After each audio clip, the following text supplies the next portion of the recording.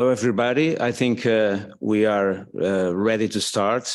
Maybe some more people will join us as we start. So, my name is Pedro Moreira, and I would like to give a warm welcome to all the attendants to this Medinea On Air session from Escola Superior de Música de Lisboa in Lisbon, Portugal. Medinea On Air is an online project supported by the Erasmus Plus program, and with us today. We have Professor Paulo Pacheco, a pianist and teacher at the ESML Chamber Music Department. The topic for today is individual expression and the collective issues on listening and score analysis in chamber music. So I hope you enjoy, and I give the floor to Paulo. Thank you, Pedro, and greetings to all that are attending this session this afternoon. The purpose of this session is mainly based on what I have been teaching these last years and exploring with my groups, because the matter of listening a score in group, it's quite challenging for all the musicians, especially students that are coming to the superior level, university level of music, and most of all don't have experience in the secondary level. Of course, I will not discover the wheel, so to speak, with this session, but in fact try to share some of my teaching experience, and of course open to debate, to exchange ideas with some of you. First of all, I should say that the initial idea of this session was to do with a live group of my class, a piano trio, in fact, but due to restrictions of sound delay, we decided to have the group recorded an audition, and from that point on we would observe some of the video excerpts of the score and try to analyze them, and of course address the listening issues that I intend to talk today. Of course, with a live group, it would be easier to speak about the strategies to work on listening, because we would do live the exercises, so it would be practical to show it to you. In any case, we decided to have this session with video, which I think it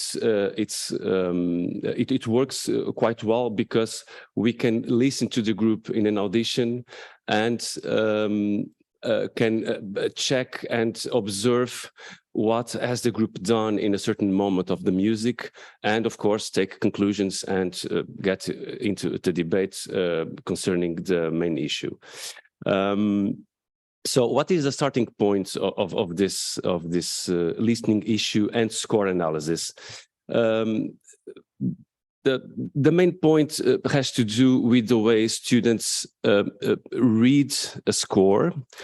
Mainly, actually, students that do start to read the score with their own part when they come to a chamber music lesson. They are not used to read the music from the general score, which I would call from now on score, and that makes the reading of the all parts, the 3, the 4, the 5th, I mean, it depends of the formation. It makes it a kind of difficult to integrate their part while they are listening to the others.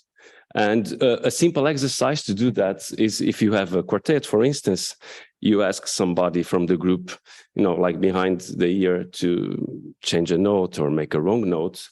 And I bet that playing with the wrong note, nobody from the others will understand that there was a mistake, because they were focused on their own part. And so we developed, at least in my class, and I'm sure quite of my colleagues as well, we developed strategies and methodologies to address the listening skills and the analysis of the score because, of course, it integrates as structural for the composer, articulation, dynamics, suggestions of phrasing, shape, texture, harmonic process, and then, of course, how this integrates into a final character to address the score within the group. And we do this in different ways. Because, for instance, if a pianist is quite busy, so to speak, with so many notes, of course he has to attend to his part, he has to work on his part, but mainly he has to be able to sing and to incorporate the strings parts at the same time. Otherwise, he would be just make simple accompaniments. And if by chance the strings, on the other hand, if they don't listen, the piano subdivision, for instance, in at point where we will see in a Brahms score, the same happens with the way the group listens a different subdivision, and that has, of course, an impact in the way the group feels the tempo.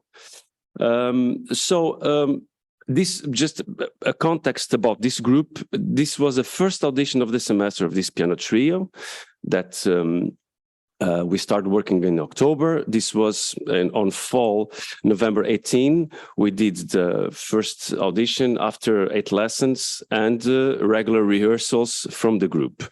And of course, we do these auditions really early on time, so the group and myself, of course, as a teacher, we can check the efficiency of the listening skill in real time, meaning along the music with the individual parts integrated in the whole structure. Being on stage as the first time, performing a movement of 15 minutes is the first movement of the first Brahms Piano Trio, Opus 8, the second version done on the 80s. With some pressure and nervousness, I think it's the appropriate environment to observe the listening skills measurements, so to speak. I got 12 excerpts from this first movement, and some of them do show the achievement on listening during the audition. And of course, we can also clarify the reasons for why that happened and how we would work. And of course, being a first audition, all the excerpts and the moments in the audition that didn't quite well worked yet are in an ongoing process of work that we will take care of course. Next week, by the way, they will have a masterclass here at the school, but we have to make the right diagnosis for what happened regarding some lack of listening while playing the music, and that has, of course, to do with the way the writing is presented on this Brahms score. So, as a first example, I would ask Alexandre to show the first excerpts.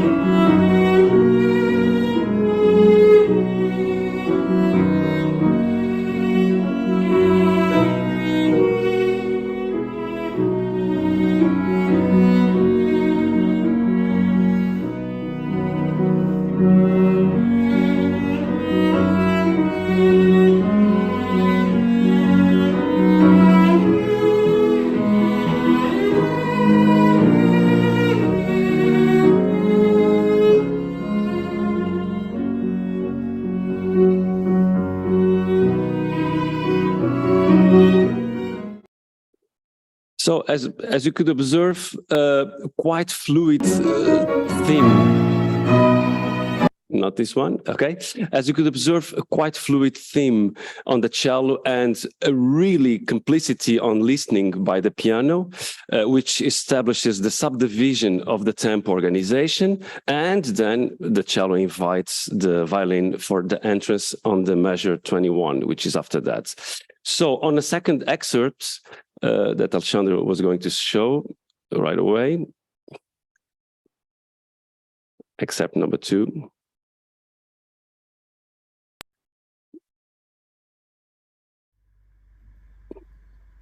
Is that the first? Yes.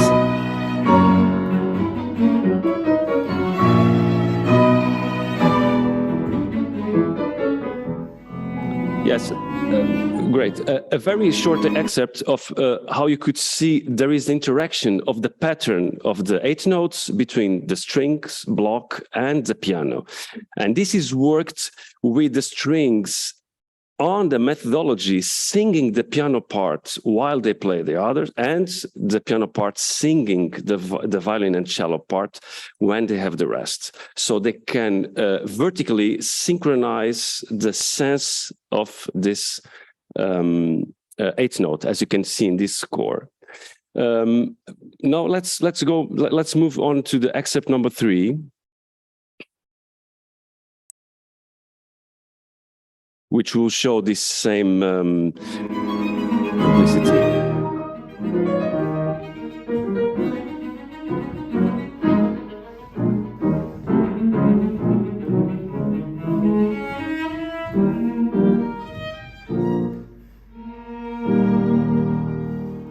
And this will lead to the second theme of the exposition. So a quite simple example as before, as you could see, there is a sense of continuity, which means that even in the body language, you can see their confidence coming into their entrance, not because they play after a rest, but because they play provoked by the other parts from the cello and then the violin, and the cello and the violin, which leads to actually to the 8 notes that brings us to this beautiful second theme that will be led by the piano.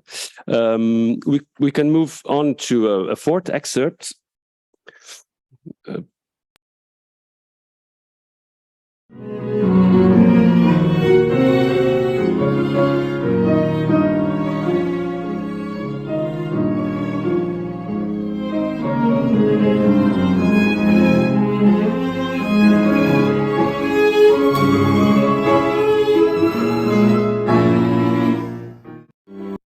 Here, we have, interesting enough, a lack of listening while the crescendo is being opened to the culmination point. And that happens, why? Because the long notes of the strings are not aware, so to speak, with the 16 notes of the piano. And the 16 notes of the piano actually are rushing the long notes of the strings, which makes, of course, this passage not synchronized and not with the same subdivision. That's why, if you notice, we can listen again. If you notice, they didn't arrive right to the cadence of this half note in sforzando in the last measure, as you can see, and I would say that in the end, the group, I mean, strings and the piano, they didn't listen to each other because there was the sake of getting their own part played by themselves without being integrated in the group. And that happened because the texture becomes thick, and of course, because they don't relate the build-up at the same subdivision. That's an example where the group still needs to work. And of course, we would definitely put the strings playing the subdivision and the piano singing the strings part while playing its own part. And that's real listening in real time. We should move to excerpt number 5 with the music. Yeah.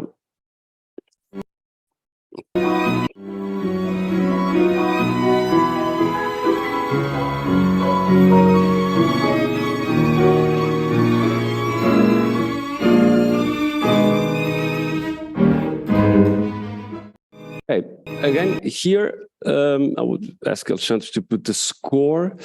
It's the culmination point of the second theme, and if you notice, strings do merge while expressing the theme, but the dynamic is so broad that then they got off the syncopated piano part. And that being a part that builds a high point of culmination, Brahms' piano rhythm works as a structural function of the sostenuto in the strings theme. It seems that these two elements, strings and rhythmical part of the piano, that should work together are actually playing against each other. And curiously enough, in the last two measures, Brahms dislocates the matter, putting on 4 the strings against 3 of the piano. And if you notice, the pianist is really rushing with the syncopation part, trying to fit the 4 matter of the strings, while Brahms' intention is actually playing with the 3 matter. And of course, if they get dislocated, then the piano goes to one part, and the strings do go along, of course, together, but out of the subdivision of the syncopated parts. And here, definitely, the strings should, as an exercise, play the long notes in the syncopated rhythm. And as always, piano should play really piano and being able to sync at the same time the strings while playing the syncopated part. And that makes, of course, a true listening of the whole ensemble. We will move to example number 6, another part of the audition.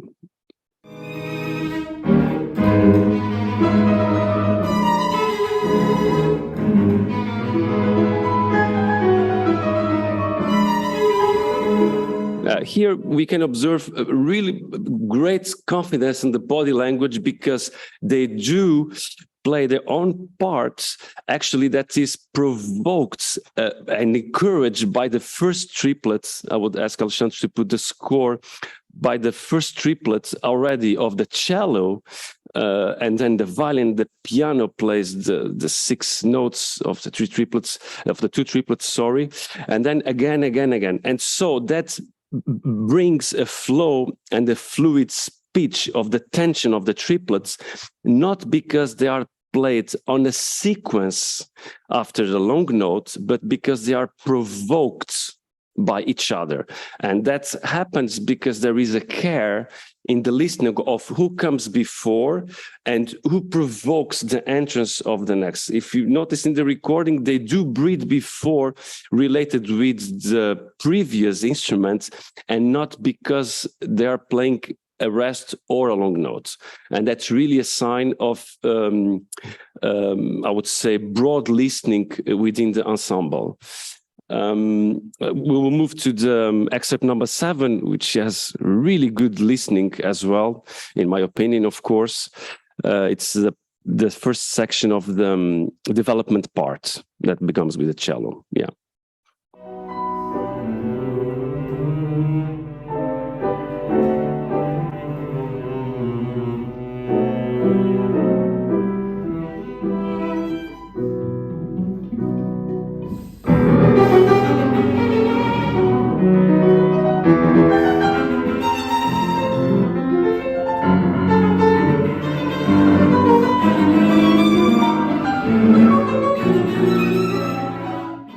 Well, some tuning issues still. It's the first audition in November, of course. But if you notice, it's the same issue as in the except number 6, which they relate the tension of the triplets, and actually creates a big tension to a culmination point, which we'll listen afterwards. And it actually, which I think it's very typical of Brahms, it breaks the sense of a line bar, which brings the driving of the music without any stop. And that makes sense also for the tension of the harmonic process, which, if you notice in the bass of the piano, and of course the register of the strings, it goes up, up, up by chromaticism. So that's a very good example where the real-time listening is quite effective, and it really brings a certain character to the music, which for me, it's the essence of the analysis of the score. And of course, in my opinion, also Brahms' suggestions of this forte bend marcato. Much more than dynamic, it's the way the dynamic provokes a certain character. We can move to example number 8, please.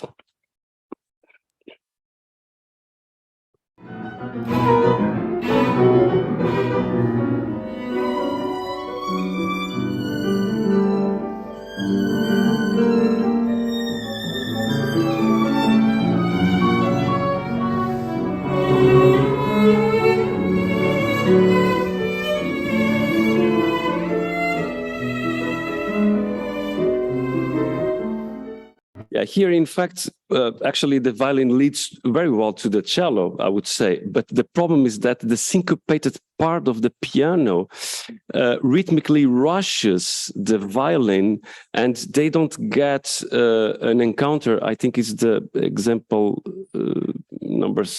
excerpt number 8, Alexandre, please.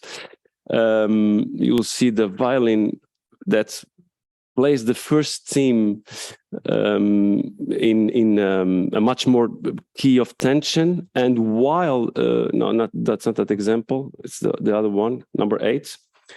In any case, I will explain. And then, of course, the rhythm of the piano rushes against the violin, and you can see that the violin, while he's playing his part, doesn't feel quite comfortable because it doesn't feel the ground.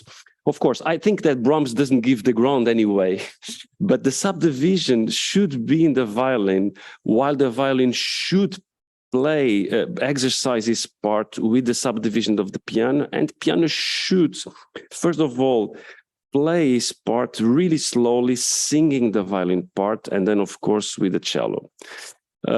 This is, of course, a part that is quite difficult to achieve because of the syncopation done by the piano. Let's move to example number 9, which has another problematic feature regarding the triplets against the main theme. Yes, please.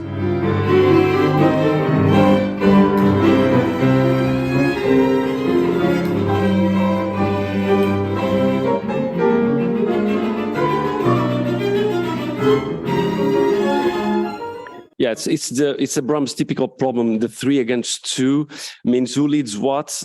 Of course, the theme, which is mainly the long notes, should lead first. If you see in the strings and then in the piano, should lead. And of course, the students, first the strings and then the pianist, they are much more worried in playing rightly the triplets, and they don't listen to the theme. And of course, in vice versa, the same happens with the piano rushing over the triplets, not quite listening to the strings. And that's a very problematic point, which we should work, perhaps actually just playing the first note of each triplet, and everybody should be singing at the same time the main theme. And that's an exercise that should be reinforced in next lessons. Moving to excerpt number 10. It's quite a long excerpt. Transition to the recapitulation. Except number 10.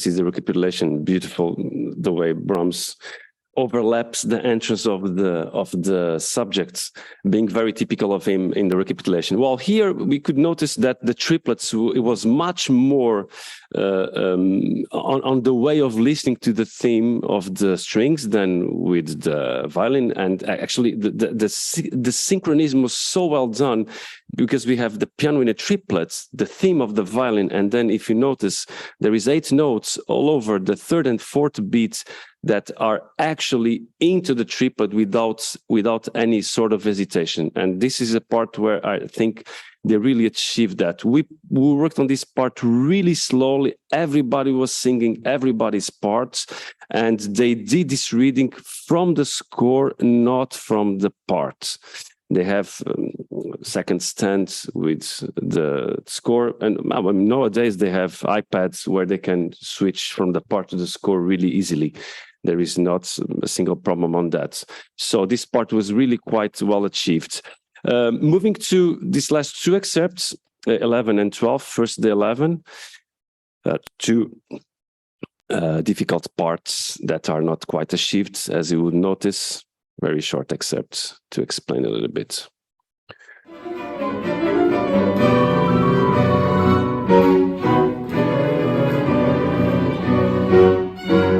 Yes, the same issue. The cadence is not quite together, because while the strings are playing the long notes, the triplets of the piano have a different subdivision of the strings. Then there is a catch of Brahms, of course. In the score, you can see that Brahms organizes this apparent 4-meter beats in a 3 over 3 measures. And this is quite complicated for the students to listen, because they are playing in a 4-meter, and they want to incorporate the 4-meter within a 3, and that doesn't work. I mean, Brahms simply, if he would recatch this score, he would take out the bar line. And that makes sense, thinking on a 3 and not on a 4. And so, because they are having a different subdivision with the 4 instead of a sense of a 3, the arrival to the cadence, which is a 2, doesn't work. And that happens because the Imiola effect of the 3 tends to rush them and to desynchronize the cadence. And that's the reason why this should be worked, first of all, without the triplets, then with the first note of the triplet, then with the first and second, and then incorporate the whole triplet. And the strings should have the triplets on the subdivision of the bow while playing the long notes. Last excerpt, the final coda, actually. Maybe they were so anxious to finish the movement that they got this quite well in a way, but quite unorganized on another. We will listen.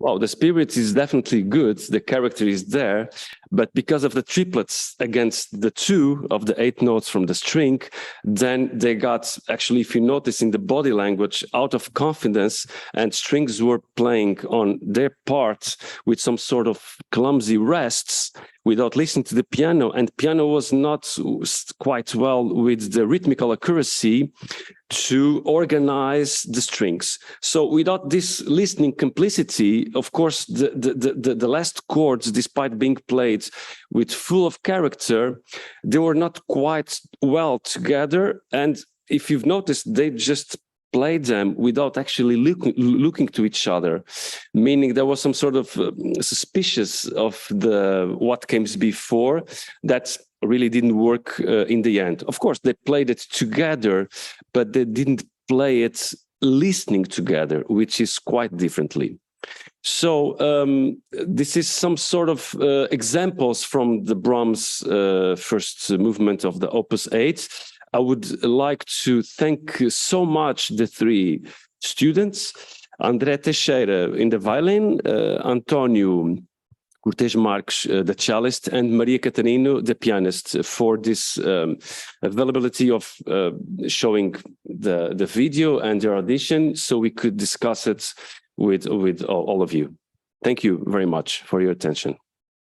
Thank you, Paulo, for your very inspiring and interesting presentation. So while I invite all the attendants to join in and ask some questions or comments, maybe I have, if you don't mind, two very quick questions, sorry, and I'm very interested, curious to see your insight on that. So, of course, chamber music is a beautiful and magical universe because it's a balance and playing in group, collectively, but with a very high demand on individual expression. And we all know that in many ways that we imagine that how that inform every player and inspire every player to play in larger ensembles as orchestra, full orchestra. But also I'm wondering about how about the other way around, like smaller groups or solo playing? How does this type of approach to music playing can inform you and inspire you, like to a larger group, but also to a solo performance? And the second question, as you mentioned several times, the importance of singing the other parts. And so maybe my question is, ultimately, is musical expression mostly about singing? Yes, thanks for the questions, Pedro. Well, as far as the first, I think then when you are giving these insights to the group, I can notice that somehow, for different reasons, they are not used to do this approach in the solo reading. Even some of them tell me that they just bring the piano part for the rehearsal, meaning that they don't work with the piano part while they're playing sonatas or concertos. So I of course encourage them to have this sort of posture and attitude towards the solo repertoire, to be able to incorporate the partner's part, because it's the orchestra, while a concerto or a piano sonata for the violin or the flute is thought to incorporate something of the violin or the flute music. And so I think they, from my point of view, they are really not used to do this work. As for the orchestra, I think it's really, I would say this without any sort of criticism, but I don't think they are used at all to do this, because they rely on a conductor that will conduct their parts, that will breathe actually somehow instead of them. And if the conductor just doesn't relate, I don't know, the viola rhythmical approach with the oboe solo, they will play without knowing this. And I think that happens a lot in orchestra. That's why in the secondary level in this country, fortunately, they are really making an approach much more specific on chamber music, challenging them to get smaller groups rather than have 5 ensembles, big ensembles with the conductor, because that really gives to the students a much more ground to develop their listening skills and, of course, analysis of the score. As for singing, I mean, of course, I don't want them to sing with the beautiful voice. I mean, if they have it, it's better anyway. I just want them to sing with the structural aspects that the composer writes: articulation, dynamic, shaping, listening to the other's part while they're playing. So I even ask them to play in tune, because that's not the most important. Is to understand what are they listening while they are reading the parts and singing. Of course, that's the approach I try to do in my lessons. Thank you. Thank you, Paulo. I wonder if anybody wants to join in, maybe in chat or video. We welcome every question or comment. Oh, I think I have here a sign. Okay, Alessandra, hello. Hi. Thank you very much for this session. It was very, very interesting. I'm not classically trained. But I was wondering, I studied a little bit of classical music because I'm a jazz composer. So I had my time with basses and things like that, writing, harmonizing basses and things like that. But I was wondering, in chamber music, how much is it important to look at each other? Because given that I'm more jazz trained and we improvise more, let's say, we tend to look at each other very much. And you were talking about body language and the fact that the cello and the violin player were looking actually at each other, and I saw that. But I was wondering about the piano accompanying, because I saw that the pianist was looking at them just at the moment of the cadences, if that's correct. And I was wondering about how you train the chamber musicians or classically trained musicians in the terms of looking at each other during while playing. Yeah. Sure, thank you. Very, very interesting question. I think the simple answer is, as jazz musicians do approach the music somehow without the music, without the stance, actually we should learn with them about that. Because while in this case, the piano trio, they were so focused on their parts, somehow it takes the listening from the other's part. And I do exercises without the score, of course, but mostly I do exercises without the instruments. Because when you take the instrument off the hands, they feel like naked and they are obliged to look at each other or to look at something. So they have the score in their front, but without the instruments, they are obliged to breathe and to try to conduct the other, creating so the sense that there is a body language to inform the other about character, leading, and articulation, information about dynamic, etc., etc. So if jazz musicians do that with a certain ease, I would say that we are quite not trained for that, because we are very attached to the score. But in the end of this process, they will look more to each other if they feel confident, of course. I think in this audition, the pianist was quite trying to make her part quite well. And I agree with you that she was just making sure that the cadences would come together.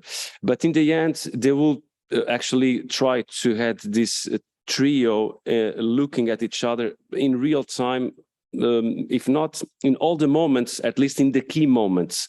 And for that, a session with the jazz musicians would be quite instructive, I would say. And that's a very good point. That's a very good point. Thank you very much. Thank you. Yeah, it wasn't a comment about the guys. The musicians were very, very good, and they are very young, I guess. And the way yes, the pianist is in the second year, so she's 19. The violin is in the second year, and the cellist is in the first year. Yeah. So yeah, I appreciate it a lot, like the way they actually were talking with their bodies, like with the body language. And the three of them were very, very interesting to observe. It was just more of a question, like in chamber music in general. But yeah, thank you very much. It was very, very interesting. Thank you. Thank you. Thank you, Alessandra. Maybe someone else? Well, if not, I'm just making sure I'm not missing anybody here. I guess not. So I would like, first of all, to thank you, all of you, for joining us in this session on chamber music, and of course to thank Paulo, Pacheco, and his wonderful students for this magnificent interpretation, and also Professor Sérgio Henriques and his students Alexandre Furtado, David Pissarra, and Guilherme Franco from the Music Technology Department for their support to organize this session. And just to remind everybody that later today, ESML will lead another 2 webinars. And also, please remember that Medinea On Air session number 4 will take place from 19 to 26 of April. Thank you all and see you very soon. Thank you. Thank you very much.